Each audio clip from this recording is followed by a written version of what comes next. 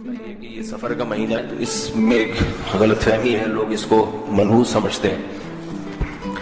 یہ بھی وہمی ہونے کی دلیل ہے انسان کے. جس چیز کے منحوس ہونے کی کوئی شریعت میں دلیل نہیں ہے، نہ کوئی اس کی سائنٹیفک دلیل ہے نہ شریعت کی. کوئی سائنسدانوں نے تحقیق کی ہو کہ اس مہینے میں کچھ مخصوص قسم کی ریز نکلتی ہیں تو بھی ہم مان لیں کہ چلو کوئی سائنسدان کہہ رہے ہیں. اور سائنسدان نہیں کہتے تو پھر ہمارے پاس ایک دوسرا ذریعہ کیا ہے؟ پیغمبر کی بات. بلکہ وہ پہلا ذریعہ ہے. سب سے پہلے پیغمبر کی بات. تو پیغمبر صلی اللہ علیہ وسلم سے بھی سفر کے بارے میں کہیں بھی نہیں ہے کہ منحوس ہے. اسلام میں نہ کوئی دن منحوس نہ کوئی مہینہ منحوس. برکت والے دن تو ہیں جن میں اضافی برکتیں ہیں، نحوست کسی دن میں نہیں ہے. تو اس لیے اس مہینے کو منحوس سمجھنا یہ بدعت ہے، غلط ہے. اور یاد رکھیں جو آدمی وہمی ہوتا ہے اللہ کے معاملات پر اس کے ساتھ ایسے ہی ہوتے ہیں. تو اس لیے ایک دفعہ ہمت کریں کہ اس مہینے کو منحوس سمجھنا چھوڑ دیں.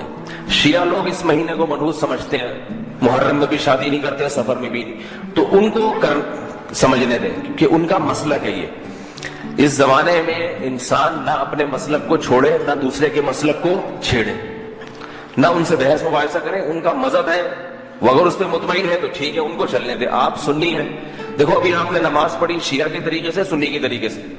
سنی کے طریقے سے امام بارگاہوں میں جو جمعے کی نمازیں ہوئی شیعہ لوگوں نے پڑھی، وہ کس طریقے سے؟ شیعہ والے طریقے سے. تو آپ نے کوئی جا کے ان کو پریشان کیا کہ یہ تم کیوں کر رہے ہو؟ وہ اس لیے کہ بھائی وہ ان کا مسلک ہے، ایسے ہی کر لیتے. آپ کا مذہب جیسے تھا آپ نے ایسے پڑھ لی. تو صرف نماز میں نہیں، باقی چیزوں میں بھی ہونا چاہیے. ان کا مذہب ہے محرم اور سفر کے مہینے کو منحوس سمجھتے ہیں، اس میں شادی نہیں کرتے. سنی مذہب نہیں ہے یہ. تو آپ ایک مذہب کو فالو کریں نا. اور یہ بھی یاد رکھیں کہ جس چیز کے منحوس ہونے کی دلیل نہیں ہے تو اس میں پھر ایسا کام کرنا چاہیے تاکہ آپ کے عقیدے کی اصلاح ہو. دیکھو بنی اسرائیل کو اللہ نے گائے ذبح کرنے کا حکم دیا ہے. کوئی اور جانور بھی تو کہہ سکتے تھے ذبح کرو. اس کی حکمت بعض علماء نے بیان کی ہے کہ جیسے ہندوؤں میں گائے کو ماتا سمجھا جاتا ہے نا، تو یہ بہت پرانا ہے. گائے کی عبادت قدیم زمانے سے ہوتی آ رہی ہے. تو بنی اسرائیل میں بھی یہ شرک آہستہ آہستہ آنے لگا تھا، گائے کو مقدس سمجھنا.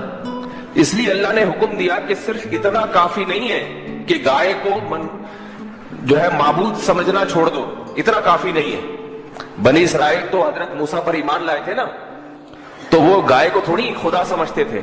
لیکن اللہ نے کہا اتنا نہیں، اس کو اپنے ہاتھ سے گلا کاٹو، گائے کا ذبح کرو. کیونکہ جس کے دل میں ذرا سا بھی وہم ہوگا نا وہ گلا کم از کم نہیں کاٹے گا، کہیں ایسا نہ ہو گائے ماتا بددعا دے اور میرے سارا ہی بیڑا غرق ہو جائے. تو اللہ نے کیا کہا؟ گلا کاٹو اس گائے کا، ذبح کرو، گائے ذبح کرو. تبھی بنی اسرائیل نے ہیل حجت کہ دل میں تھوڑا سا کہیں چور چھپا ہوا تھا کہ گائے نہیں بکری کاٹ لیں گے، دمبا کاٹ لیں گے، یہ گائے کا کیوں کہا جا رہا ہے؟ اس کی مثال ہے جیسے کوئی ہندو اسلام قبول کرے، بقرعید کے دن اس کی پہلی کوشش تو کیا ہوگی؟ گائے کے علاوہ کوئی چیز ذبح کر لوں میں، کیونکہ ایک طویل عرصے سے گائے کی محبت اس کے دل میں پیدا ہو چکی. اب آپ پہلے ہی مہینے اس کو کہتے ہیں گائے کاٹو، تو کہے گا ٹھیک ہے گائے کاٹنے سے نقصان تو نہیں ہوگا، لیکن اگر ہو گیا، ہمارے سارے بزرگ صدیوں سے کہتے آئے ہیں گائے ماتا ہے، تو وہ کوشش کیا کرے گا کہ گائے کے علاوہ کچھ بھی کٹوا لو. تو اس لیے اللہ نے کیا کہا بنی اسرائیل کو؟ گائے کاٹنی پڑے گی، بکری نہیں، دمبا نہیں، اونٹ نہیں، گائے کاٹو. تو بنی اسرائیل اسی چکر میں تھے کہ گائے کے علاوہ کچھ اور ہو جائے. تبھی سوالات کیسی گائے ہونی چاہیے، اللہ نے کٹوائی. تو یہ جب تک دماغ سے انسان کے فاسد عقیدہ نہیں نکلتا، جب تک کہ اس کے علاج خود نہیں کرتا. تو محرم اور سفر میں شادیاں کیا کریں، تقریبات محرم سفر میں رکھا کریں.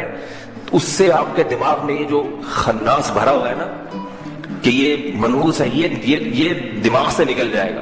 باقی کسی دوسرے کے مذہب کو چھیڑنے کی ضرورت نہیں ہے. دفتر میں کوئی شیعہ ہے، اس سے جا کے بیٹھ شروع کر دی کہ تم اپنے دماغ سے خناس نکل. اس کے لیے خناس نہیں ہے، یہ اس کا مذہب ہے، اس کو اس پہ چلنے دیں. سمجھ آ رہی ہے بات؟ اس نے اگر چھوڑنا ہوگا تو پورا شیعہ مذہب چھوڑ کے ادھر آئے گا. نہیں چھوڑنا ہوگا تو ایسا نہیں ہوتا کہ کوئی آدھی چیز چھوڑ دے آدھا ویسے ہی رہے، ایسا نہیں ہوتا. اس کو کہیں تمہیں اگر یہ سمجھ میں آتا ہے تو ٹھیک ہے، تمہاری مرضی. قیامت کے دن تم اگر سمجھتے ہو کہ اللہ کو ہم جواب دے دیں گے تو ٹھیک ہے.